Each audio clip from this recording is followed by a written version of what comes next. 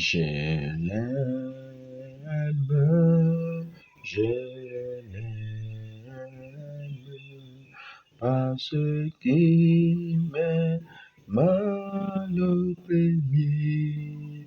premier, il a acquis mon salut sur le bois du calvaire. Oh oui, moi je l'aime, je l'aime,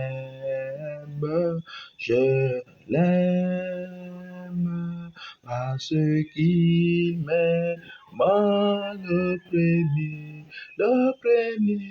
il a acquis mon salut sur le bois du calvaire.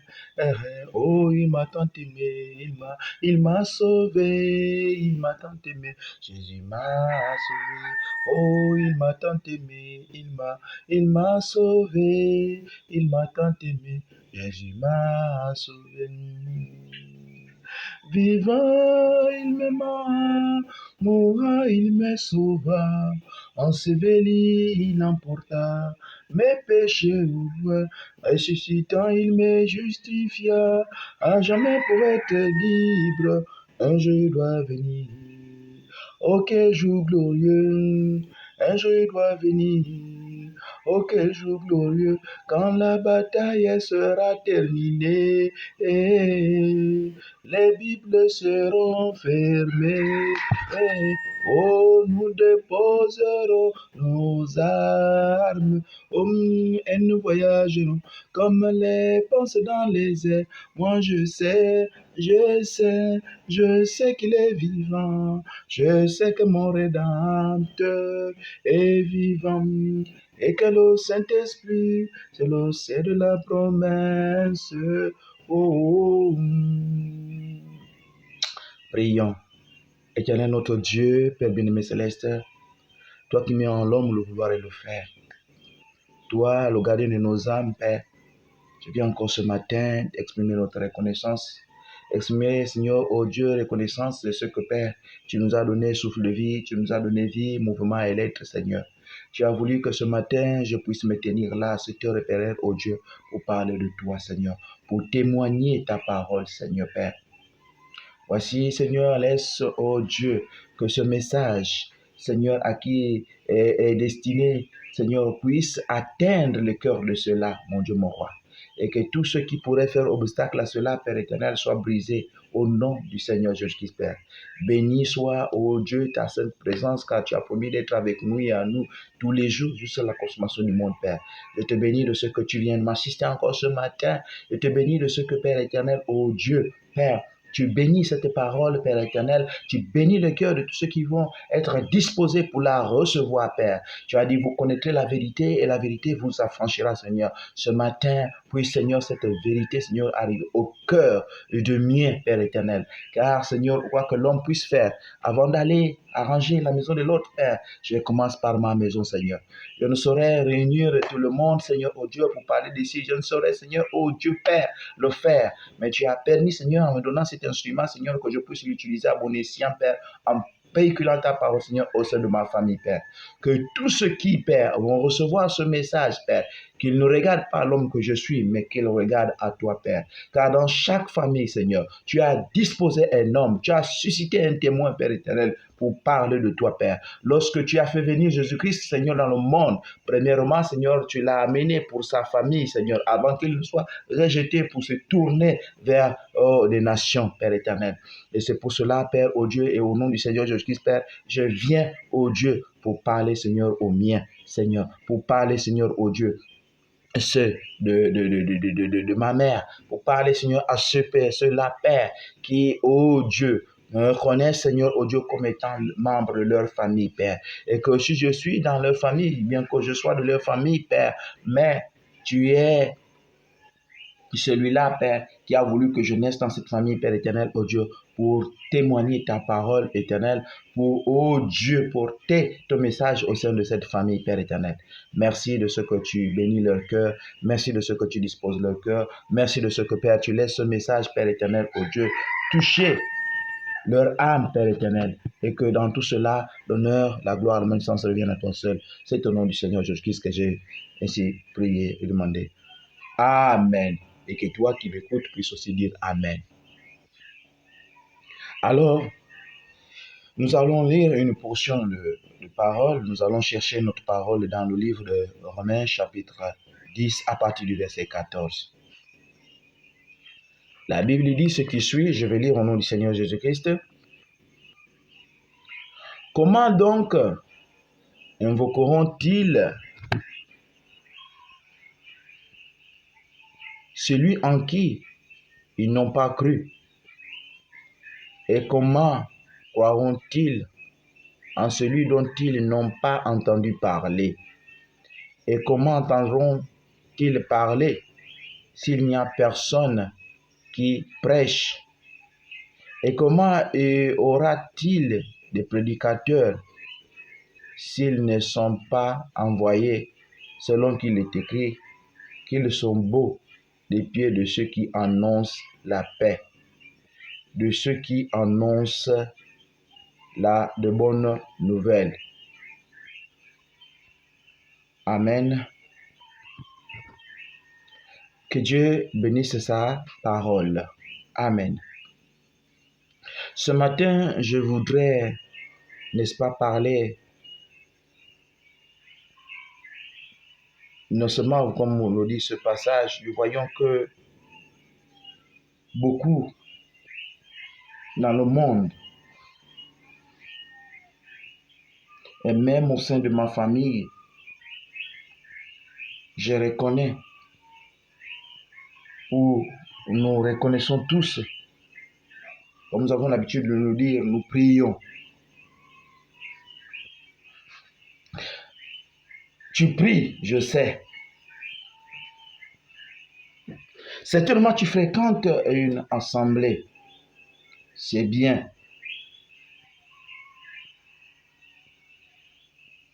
Mais dans tout cela, ce que j'aimerais enfoncer quelque chose qui pourra t'aider, ou enfin que tu puisses prendre conscience du pourquoi tu vas à l'église,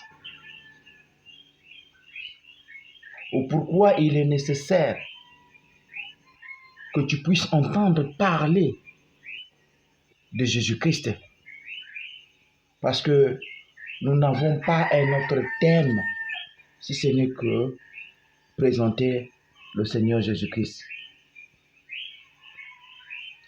Qui est-il? Pourquoi est-il venu sur terre? Qu'est-ce qu'il attend de toi? Tu ne peux pas invoquer un Dieu dont tu ne connais pas. Parce que derrière ce mot Dieu, il y a beaucoup de dieux. Mais nous voulons parler du véritable. Nous voulons parler de qui? De Jésus-Christ. En attirant d'abord notre attention sur ce qu'il a fait pour nous et pourquoi il l'a fait. Amen. Avant de venir sur notre base principale, texte principal, ensemble, j'aimerais que nous puissions prendre une autre portion d'écriture. Nous allons le trouver. Comme il a dit ici, comment donc évoqueront-ils celui en qui ils n'ont pas cru? Tu ne peux pas invoquer un Dieu ou dire que tu pries Dieu alors que tu ne crois même pas à ce Dieu que tu pries. c'est pas possible. Et je te condamne pas, c'est pas de ta faute. Si cela est ton cas, certainement parce que tu n'as pas entendu parler de ce Dieu-là. Comme dit ce passage, comment croiront-ils en celui dont ils n'ont pas entendu parler? Et pour qu'on puisse parler de ce Dieu, il faut bien, comment entendront-ils parler s'il n'y a personne qui prêche? Il faut bien qu'il y ait quelqu'un qui prêche. Mais comment cette personne, comment y aura-t-il des prédicateurs s'ils n'ont pas été envoyés? C'est là où nous voulons venir. Voici ce que le Seigneur Jésus-Christ a fait. Après accomplir ce qu'il avait accompli, il a envoyé des hommes. Il a envoyé des hommes et nous les croisons chaque jour dans notre vie. À la télé, nous les écoutons. Nous les écoutons. Dans les rues, ils nous côtoient. Et ces hommes ont été envoyés. D'autres aussi s'infiltrent là-dedans. Il y a véritablement des hommes que Dieu a envoyés pour prêcher sa parole. Mais il y a aussi d'autres qui viennent au nom de ce même Dieu pour non seulement pour qui prêcher cette même parole, mais à la différence d'autres sont sérieux dans cela, ont vraiment la commission, ont vraiment été appelés, mais d'autres sont là juste pour les tourner ou encore pour leurs propres besoins, pour amener les gens à eux et au lieu de les amener à Jésus-Christ. Voici ce que nous est rapporté par notre bien-aimé Marc au chapitre 16. La Bible nous dit ce qui suit. Puis il leur dit, allez par tout le monde et prêchez la bonne nouvelle à toute la création. Celui qui croira et qui sera baptisé sera sauvé. Mais celui qui ne croira pas sera condamné. Est-ce que tu comprends cela? La parole est prêchée. La parole doit être prêchée pour t'atteindre. Pour que toi tu puisses croire. Pour que tu puisses avoir la foi en ce Dieu.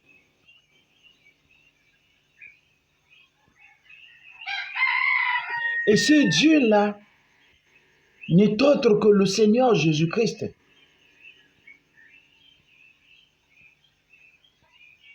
C'est lui, nous dit la Bible, le véritable Dieu.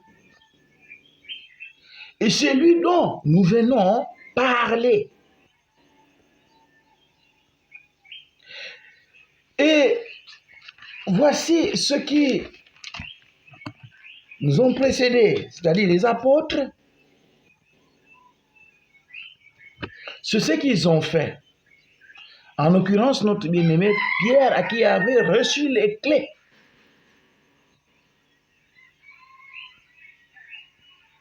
Pour déclencher cette affaire. C'est ce qu'il a fait au jour de la Pentecôte.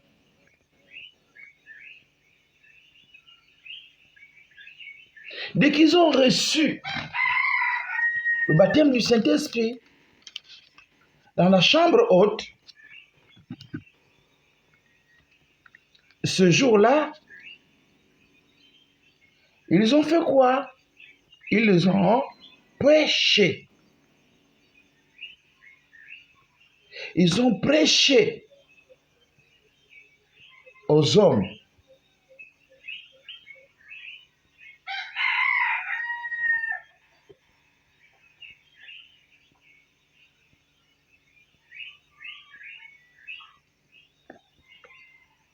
Ils ont prêché l'évangile, ils ont prêché la bonne nouvelle.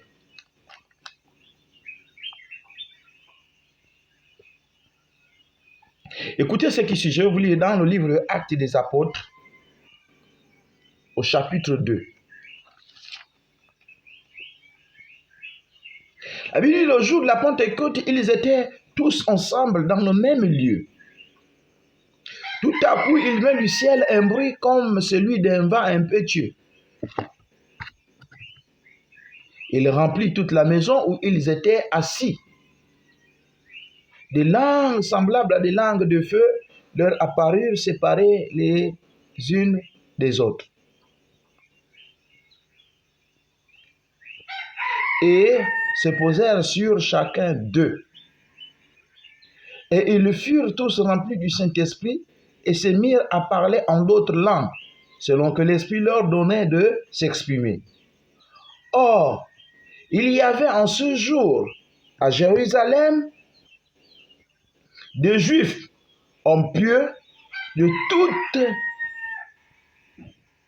les nations qui sont sous le ciel. Au bruit qui eut lieu, la multitude accourut et elle fut confondue parce que chacun entendait parler dans sa propre langue. Ils étaient tous dans l'étonnement et la surprise. Et ils se disaient les uns aux autres, voici ces gens qui parlent, ne sont-ils pas galiléens?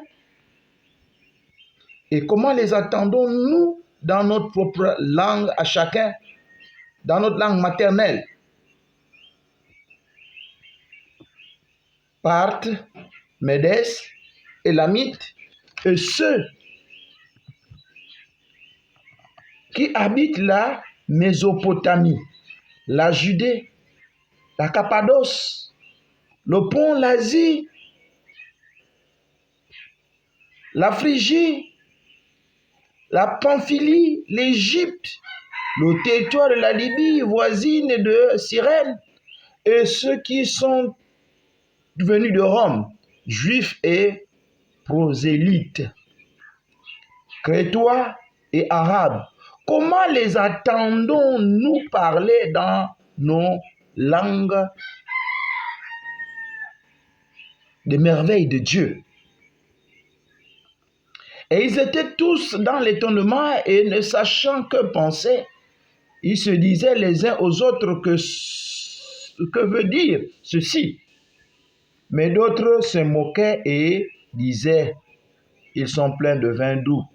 Alors Pierre, écoutez bien, comment invoqueront-ils celui en qui ils n'ont pas cru? Comment croiront-ils en celui dont ils n'ont pas entendu parler? Et comment il va y avoir des prédicateurs s'ils n'ont pas été envoyés? Alors Pierre se présenta avec les 11, parce que nous savons tous que le Seigneur avait choisi 12. Et parmi les 12, un n'était pas du nombre des élus. Donc je parle de Judas Iscariot. C'était un instrument du diable. Mais le moment est venu où il avait été retiré. Quand le Seigneur fut pris, n'est-ce pas, lui aussi s'était retiré de la scène. Et ceux qui étaient là, n'est-ce pas, se sont retrouvés dans la chambre haute. Il y avait plus de 120.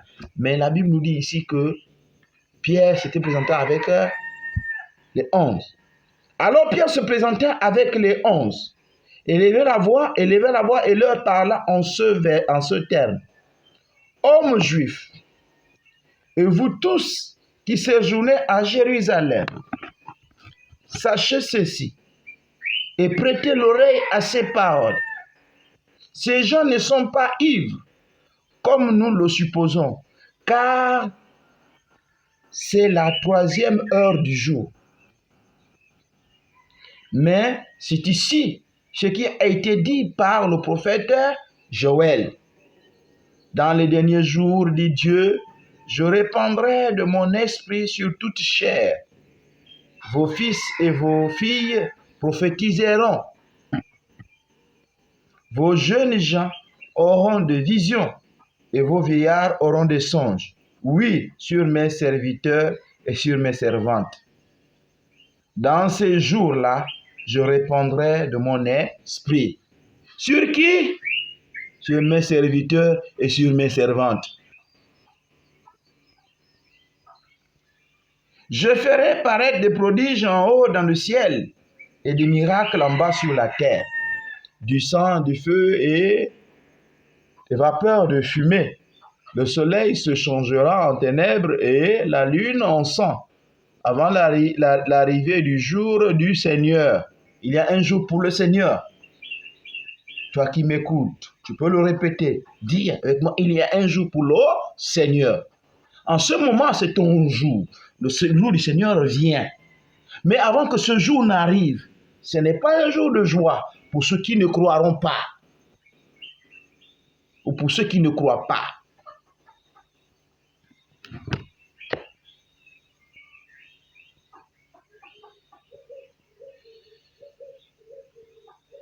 De ce jour grand et glorieux, alors quiconque évoquera le nom du Seigneur sera sauvé. Voyez? Donc, de ce jour du Seigneur,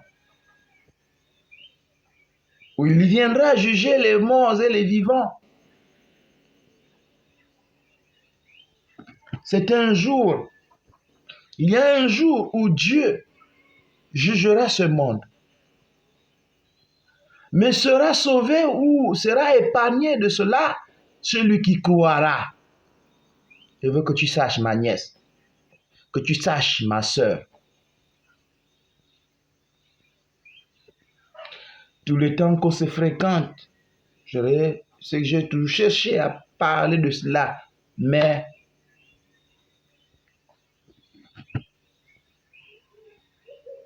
avait pas jamais été disposé pour écouter. Et aujourd'hui encore, sentant la responsabilité que j'ai au sein de cette famille par rapport à cette tâche, je te prie de prêter l'oreille à ceci. Car il en va du salut de ton âme. A lui dit, à quoi servira un homme d'avoir les biens de ce monde s'il perd son âme? Or, le seul moyen de sauver notre âme, c'est de croire en cette parole. C'est de croire au Seigneur Jésus au travers de cette la bonne nouvelle qui nous est rapportée ici. De ce jour grand et glorieux, avant l'arrivée du jour du Seigneur, de ce jour grand et glorieux, alors quiconque invoquera le nom du Seigneur sera sauvé. Hommes israélites, j'ai envie de dire, hommes et femmes de ma famille, de la maison de ma mère, de nos pères, écoutez ces paroles. Jésus de Nazareth, cet homme à qui Dieu a rendu témoignage, Jésus de Nazareth, cet homme à qui Dieu a rendu ce témoignage, devant vous, par des miracles et des prodiges, et les signes qu'il a opérés par lui au milieu de vous, comme vous le savez vous-même, cet homme livré, comprenez cela, livré selon le dessein arrêté et selon la préscience de Dieu, vous l'avez crucifié. Vous l'avez fait mourir par les mains des impies. Dieu l'a ressuscité en le délivrant des liens de la mort, parce qu'il n'était pas possible qu'il fût retenu par elle.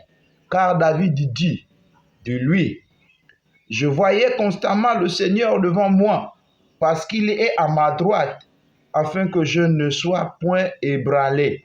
Aussi mon cœur est dans la joie, et ma langue dans l'allégresse, et même ma chair repose avec espérance. Car tu n'abandonneras pas mon âme dans le séjour des morts. Et tu ne permettras pas que ton sein voie la corruption. Tu m'as fait connaître les sentiers de la vie. Tu me rempliras de joie par ta présence. Écoutez la suite. Oh mes frères, qu'il me soit permis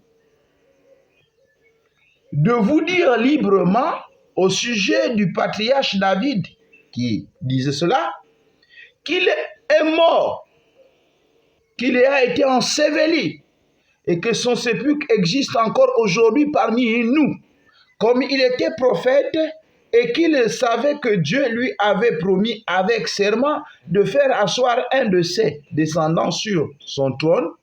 Vous comprenez cela?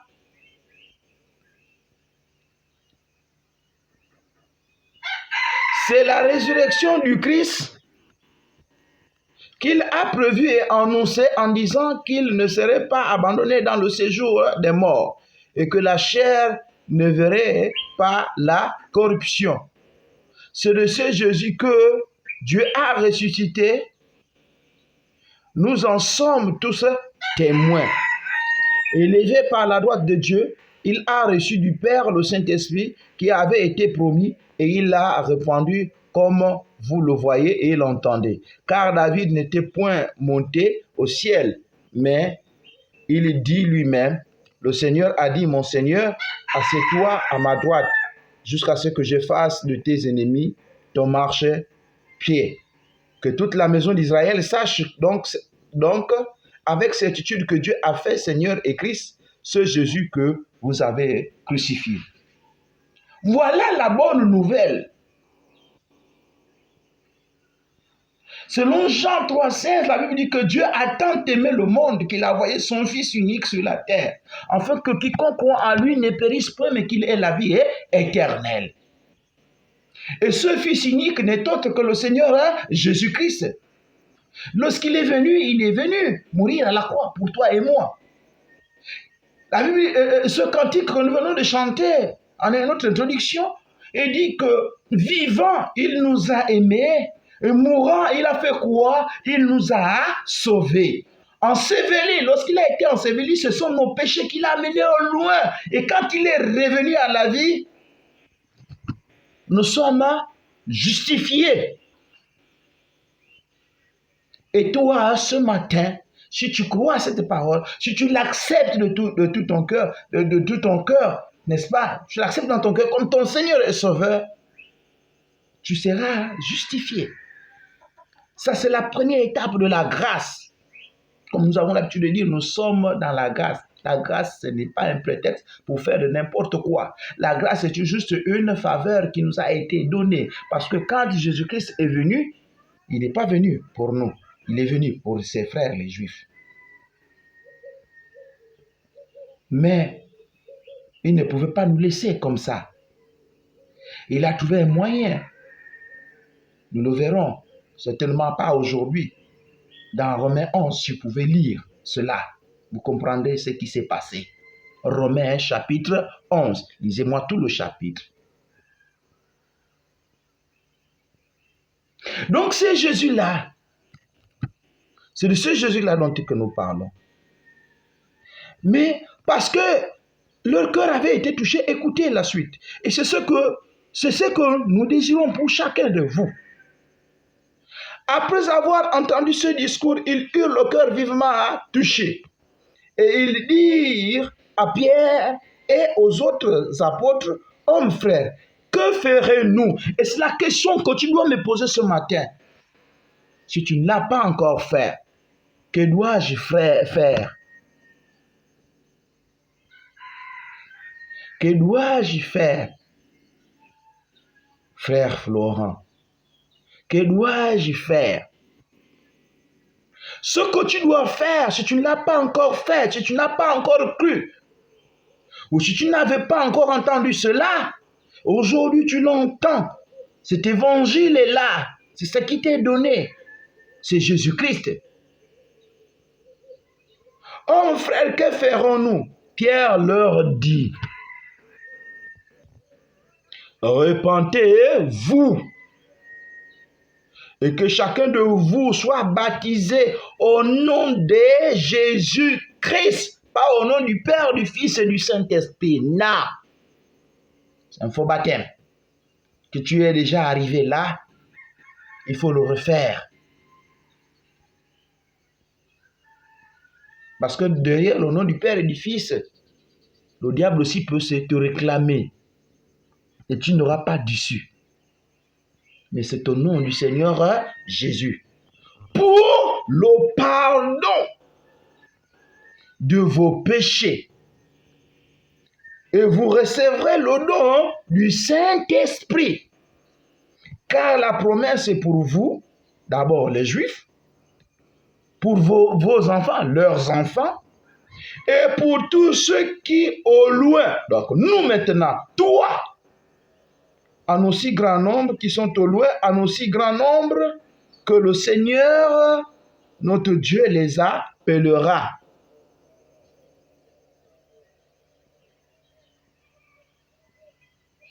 C'est Dieu qui t'appelle. Ce n'est pas moi, c'est Dieu qui t'appelle. Il a dit quoi? Repentez-vous. Oh, tu vas me dire, mais je veux me repentir, moi j'ai fait quoi? Écoute, allons-y dans le livre des psaumes. Nous, c'est comme ça. Pourquoi on appelle parole parlée? Parce que ce n'est pas notre affaire, c'est l'affaire de Dieu. Et Dieu, c'est sa parole. Je ne peux pas venir là raconter ma vie, mais dire ce que Dieu a dit, afin que tu connaisses la vérité et que tu sois affranchi de l'esclavage du péché.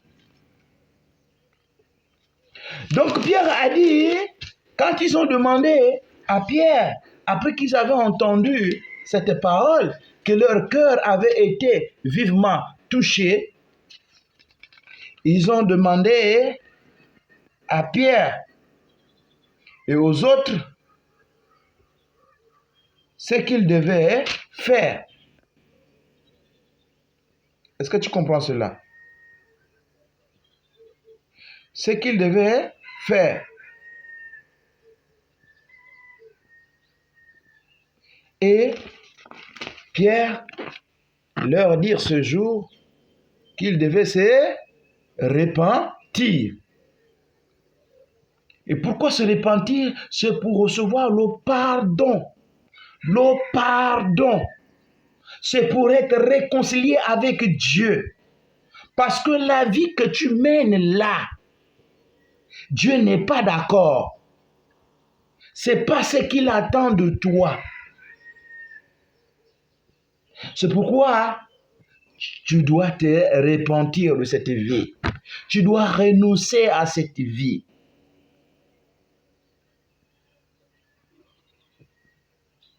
Non, moi je ne fais rien. Comme nos parents ont toujours l'habitude de dire, moi je n'ai pas tué. Je n'ai pas volé dans ma vie. Tu es sûr? Est-ce que tu connais les conditions dans lesquelles tu es né? Tu es venu au monde, dans quelles conditions? Le péché a commencé depuis le jardin d'Éden.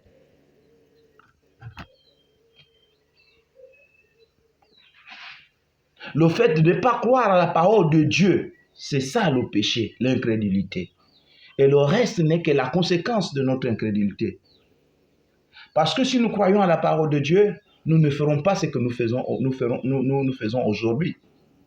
Que nous reconnaissons que la parole de Dieu n'est pas pour. Mais nous avons tellement des inspirations que nous avons trouvé des raisonnements pour justifier nos bêtises. Mais aux yeux de Dieu, cela reste toujours. Parce que le raisonnement ne vient pas de Dieu. Le raisonnement vient du diable. Le raisonnement nous éloigne de Dieu. Ce qui nous amène à Dieu, c'est la repentance.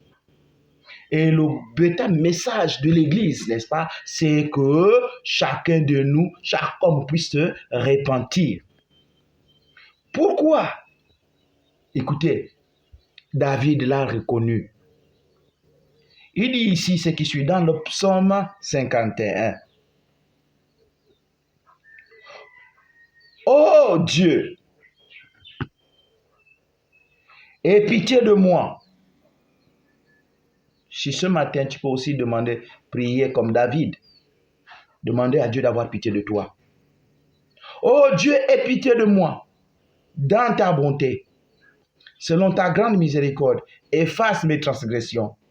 Lave-moi complètement de mon iniquité et purifie-moi de mon péché, car je reconnais mes transgressions. Est-ce que ce matin, tu peux reconnaître ton péché? Ce matin, tu peux reconnaître tes transgressions.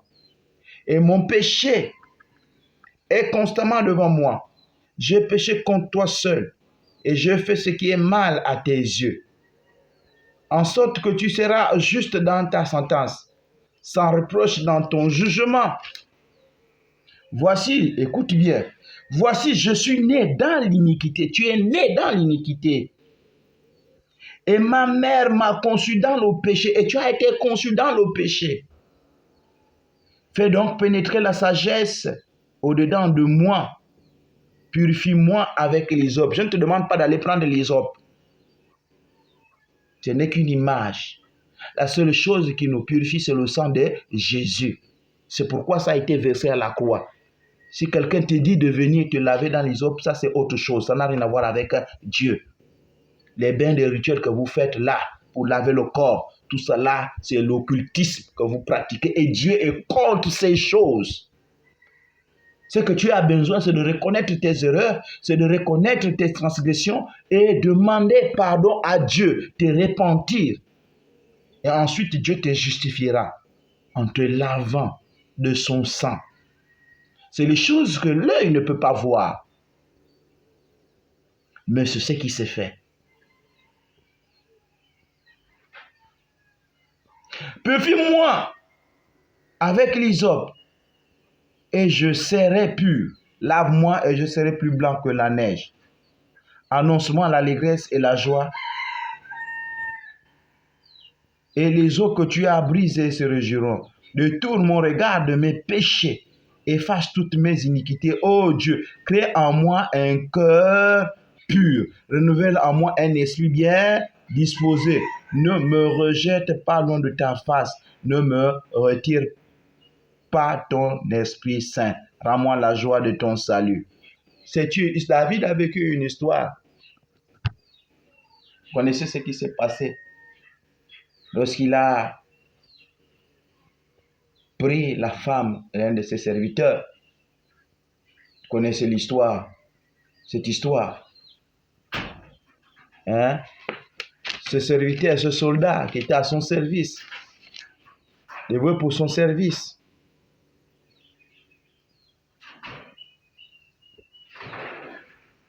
Et David est allé vers Bathsheba, qui était, n'est-ce pas, la femme d'Uri, ce serviteur. Et c'était là une mauvaise chose qu'il venait de faire.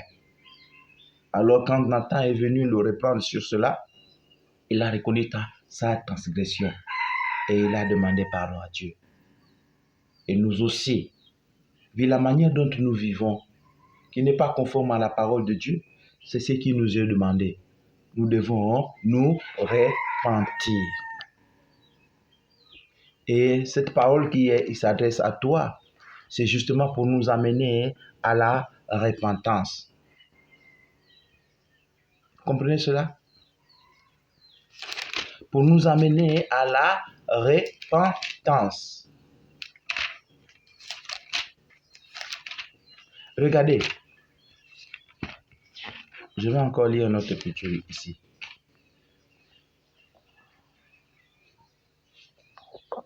Écoutez.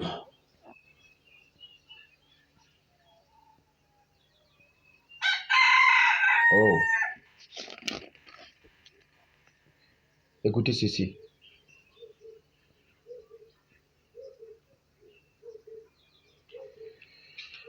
Autrefois,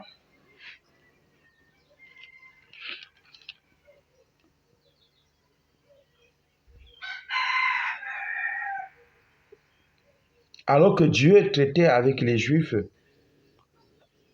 nous étions abandonnés à nous-mêmes.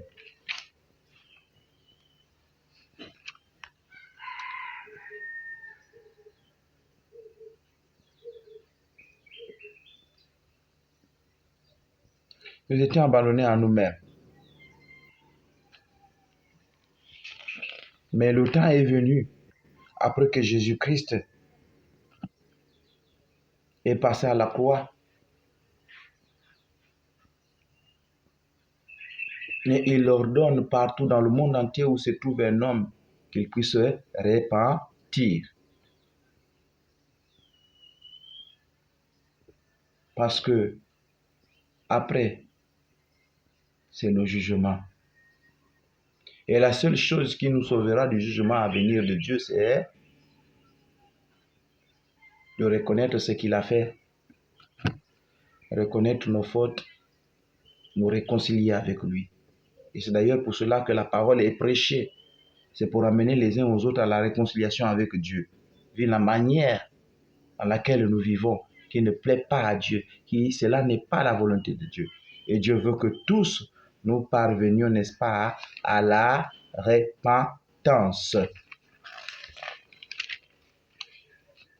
Est-ce que tu comprends cela? C'est cela. Dieu veut que nous parvenions à la repentance. C'est pour être justifiés. Comment invoqueront-ils quelqu'un dont ils n'ont pas entendu parler? Et comment entendront-ils parler s'il n'y a pas quelqu'un qui prêche? Et comment est-ce qu'il va y avoir des prédicateurs s'ils ne sont pas envoyés? Pierre a été envoyé aux Juifs. Il a prêché. Et quand ils l'ont demandé, « frère, que ferons-nous » Il a dit qu'il devait se repentir.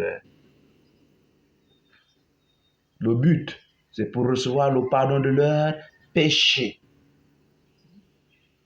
Pourquoi? Parce que nous sommes nés là-dedans. Et nous continuons à marcher là-dedans. Mais avant que le jour du Seigneur ne vienne, tu dois sortir de ça. Si tu veux sauver ton âme.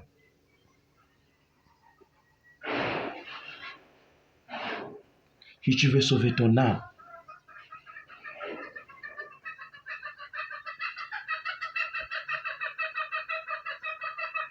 Répands-toi. Renonce à la mauvaise manière de vivre.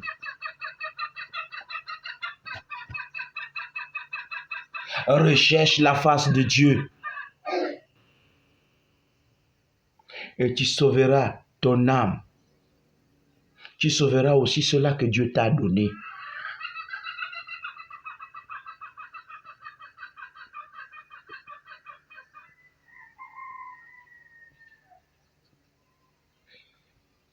La suite, nous parlerons du monde.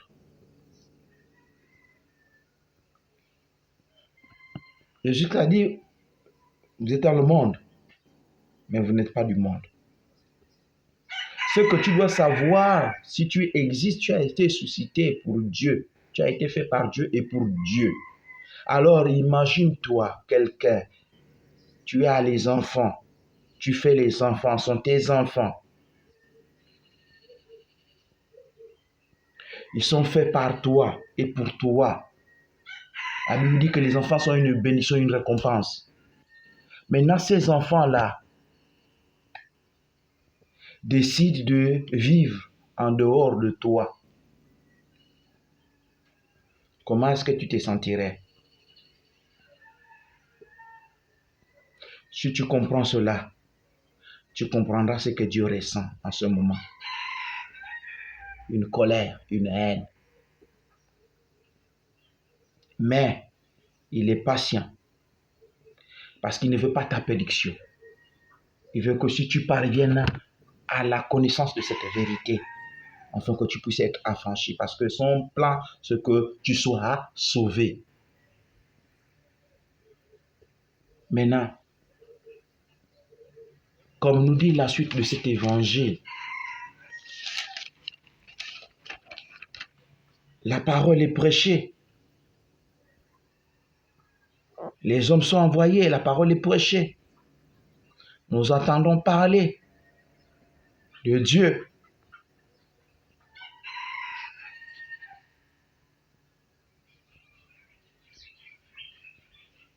Il y a un mais. Il y a une question. Mais tous n'ont pas obéi à la bonne nouvelle. Tous n'ont pas obéi. Tous n'ont pas obéi. Si tous n'ont pas obéi, ça veut dire qu'il y en a qui ont obéi. Jésus a dit, Dieu a aimé le monde. Il a envoyé son Fils unique dans le monde pour qu'en fait quiconque croit en lui ne périsse pas, mais qu'il ait la vie éternelle. Mais c'est pourtant, tous n'ont pas obéi à cela. Tous n'ont pas cru. Le monde ne l'a pas accepté.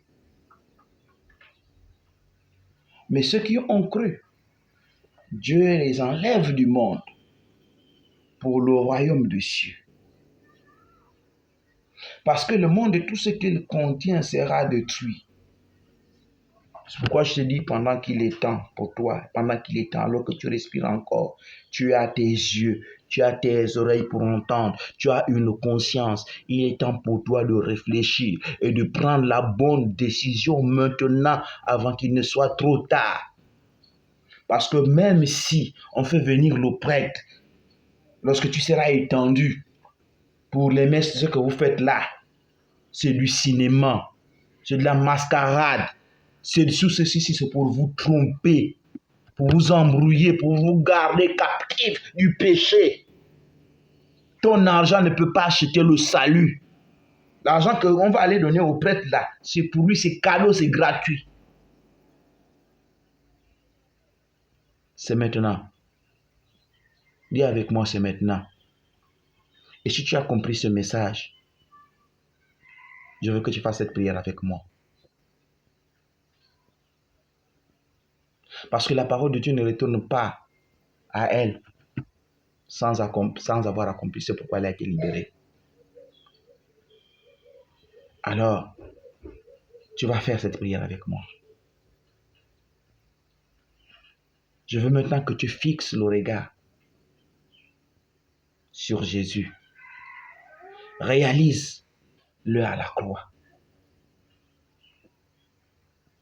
Combien de fois il a gémi, crié, où il a dit tout est accompli. Ton salut est là. Ton salut est accompli, mais c'est à toi maintenant de le prendre. C'est à toi maintenant de l'accepter. Est-ce que tu peux prier avec moi? Répète après moi. Seigneur Jésus-Christ, j'ai entendu ton évangile aujourd'hui.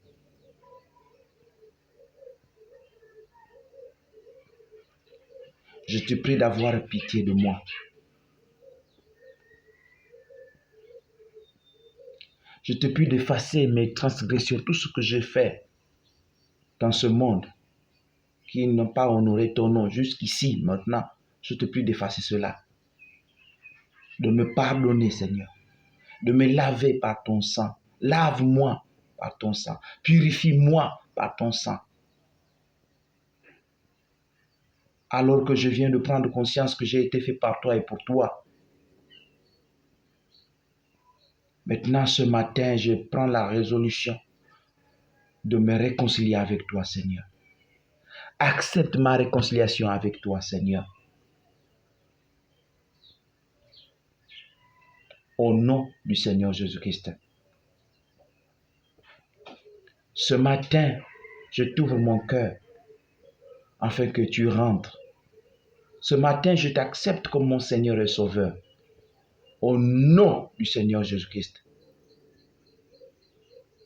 Tout en te disant merci. Merci pour la voie que tu as pourvue pour nous au travers de Jésus pour ce salut. Merci de ce que tu me pardonnes ce matin. Au nom du Seigneur Jésus-Christ. Ainsi nous avons prié. Alors que tu dis Amen. Que Dieu te bénisse. N'hésite pas d'envoyer si tu as des questions.